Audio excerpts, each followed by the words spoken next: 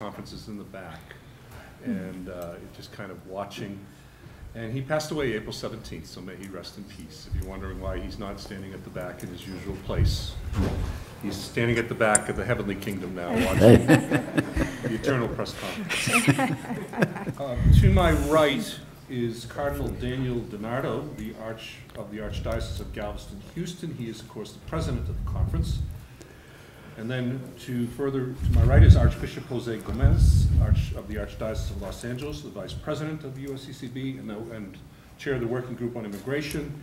And also to my right is Bishop Joe Vasquez of the Diocese of Austin, who is the chairman of the Committee on Migration and the Share the Journey campaign. Both Bishop Gomez and Bishop Vasquez had a significant presentation this morning.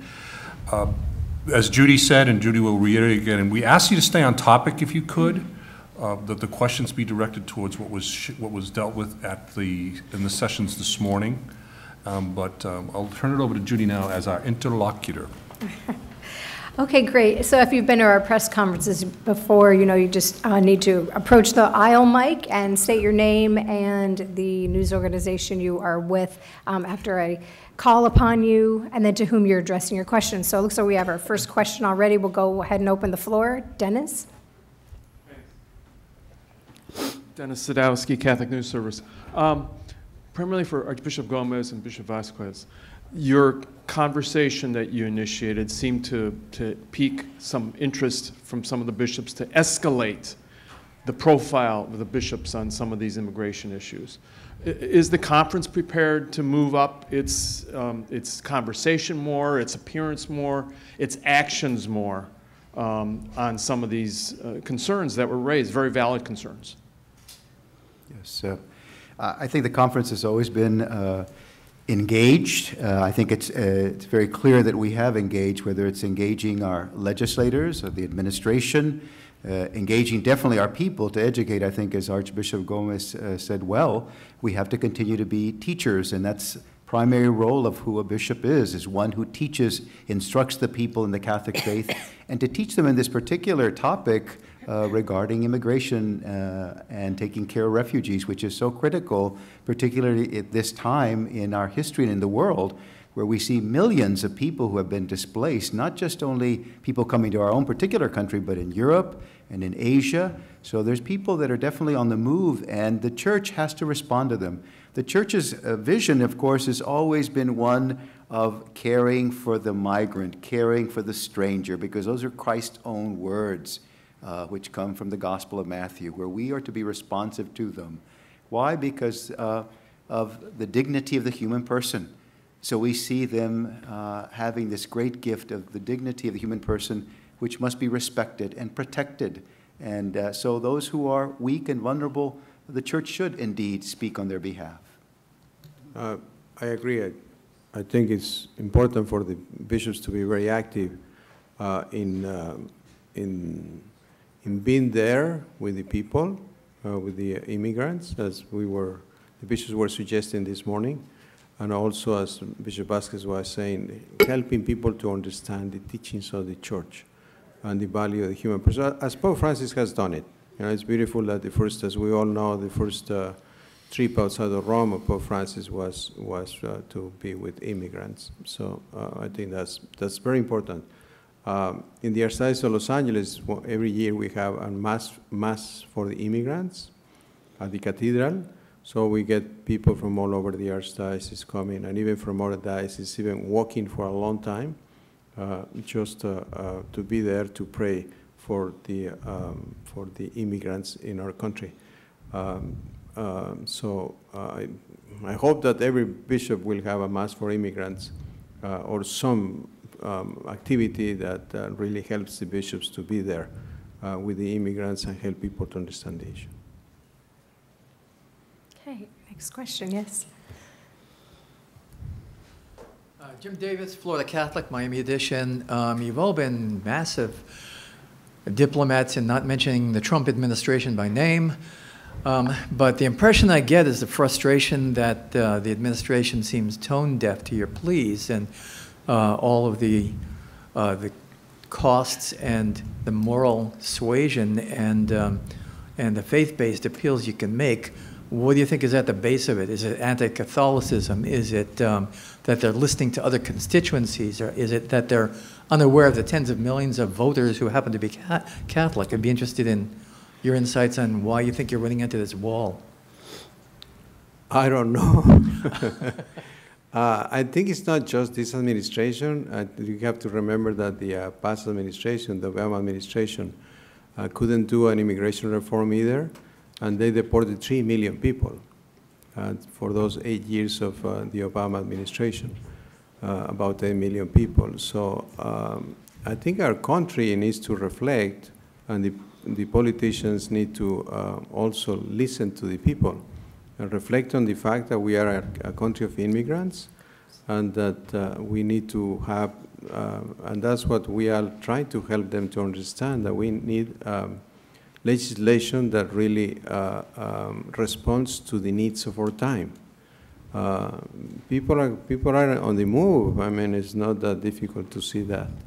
Not just in this country, for all over the world. I mean, there is a global movement of people, so I think our way of thinking is that the United States, as the leader country in the world, we need to find a way to have a legislation that really responds to the movements of people, respecting our borders, and at the same time finding the way to make laws that facilitate those movements of people, that people can be legal in our country. Nobody wants people undocumented or illegal. I think it is important for the people in our country and then the elected officials to understand that and make it happen. I would associate myself with Archbishop here, and we need to enforce laws, but they had to be done in a humane way. Right. It's not a humane way to do it. And that's not just the administration, although they bear their responsibility. How much of this, the Congress has borne some responsibility throughout all of this. And may I add, in some fashion, we have borne some of the responsibility, we and our people, who have perhaps not made our message striking enough to be more persuasive to those in power.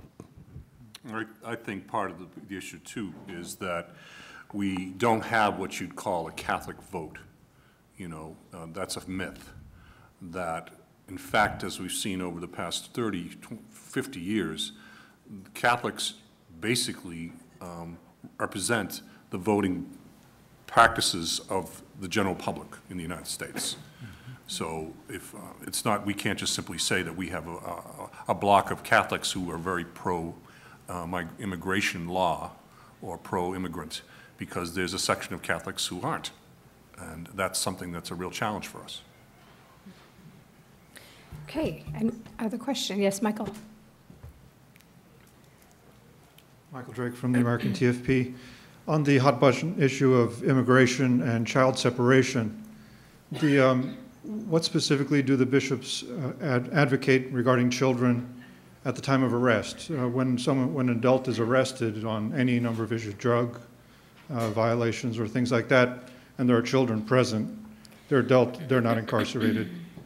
I don't know how they're handled. But do the bishops advocate just in the question of immigration that the children not be separated from their parents? I think you're making a distinction which is very important to make. My understanding is still the greater majority of the immigrants that crossed here illegally, they're just people coming to find either job, they're leaving a terrible situation back in their own country, whether it's violence, and they're seeking betterment for their lives. So yes, definitely someone who's breaking the law in the way that you mentioned, they should be definitely apprehended. Anyone who would want to come to our own country and harm us in some way, definitely the government should be there to protect, defend our borders. But the majority of these people, my understanding is, are simply coming here with their children to start a new life, either leaving difficult situations. And so we would want to maintain that family unity because that's important. We've always advocated for it. The church has always been very much pro-family. So maintaining the unity of children with parents is the best thing that we can do in the circumstances. Very difficult. Not all the situations will be the same. So I think that they all have to be evaluated and assessed. So I don't want to make a blanket statement that that's the only way we should go. They have to be all assessed and determined. and just follow the normal process of refugees coming to a country. They go through the judicial process, and our country has the right to determine if they are refugees or not. But the first thing that they do is separate them. It's like a tactic to try to stop the people coming from Central America. It's not going to work. It hasn't worked. I mean, just see the large number on unaccompanied minors that came in the last few years. So I think if we are respecting the dignity of the human person and the importance of the family, keep working as any country, accepting the refugees and studying the matter and making a decision. Okay. Any additional questions? No further questions? Yeah, you want to, one more? Sure. I'll double dip. Cardinal DiNardo, I think I know what you meant by this. Your statement that's embargoed for today about the Attorney General's recent decision potentially strips asylum from any women who lack adequate protection. That's the decision to rule out domestic abuse as a reason for seeking asylum? Well, certainly what happens with, if that's ruled out, a person can be deported despite the fact that they may have to go back to domestic abuse. I'm sorry? That was the decision you were talking about. Yes, right, yes, yeah. Sure. Okay, great. All right, so, and time for one more question. If not, then we'll let His Eminence and His Excellencies head to lunch. Any? We want to mention about 4 o'clock that the issue yes, whether we have a press conference or not. Yes, absolutely. So right now, we do have a press conference scheduled for around 4 o'clock, might begin about 3:55, which would be with Bishop Caggiano and then Bishop Nelson Perez.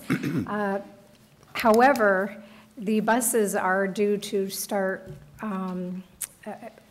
leaving around 4 o'clock for the Mass that's going to be taking place this evening, which starts at 5 o'clock. We are going to try to have that press conference, albeit it may be a brief one.